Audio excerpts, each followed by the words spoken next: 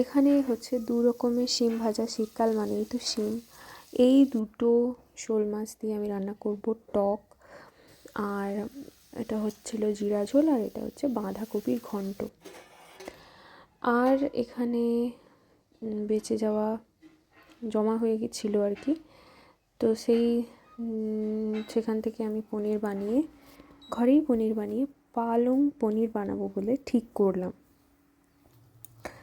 কিন্তু অনেক সাজ সরঞ্জাম লাগে। প্রথমে পালং শাকটাকে একটু হালকা ওই গরম জলে সেদ্ধ করে পেস্ট বানিয়ে নিয়েছি। তারপরে ঘরে পনির বানিয়ে ফ্রিজে রেখেছিলাম, সেটা ভেজে নিয়েছি।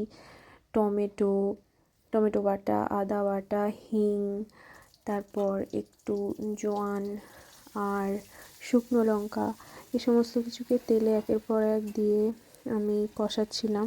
সঙ্গে দিলাম হলুদ গুঁড়ো, অল্প একটু নুন। দইটাকে ভালো করে ফেটিয়েছি। তার সঙ্গে যখনই দইটা যোগ করব তখনও এরমভাবে খুন্তি দিয়ে ফেটাতে থাকতে হবে। আর সঙ্গে দিয়েছিলাম কাজু বাটা। মশলাটা একটু কষা হয়ে গেলে, তেল ছেড়ে এলে আমি দেবো হচ্ছে পালং শাকের বাটা। পালং শাকটা সেদ্ধ করে নেওয়ার পর বরফ জলে চুবিয়ে রাখতে হবে যাতে সবুজ কালারটা ঠিক থাকে। ব্যাস, এরম করতে করতে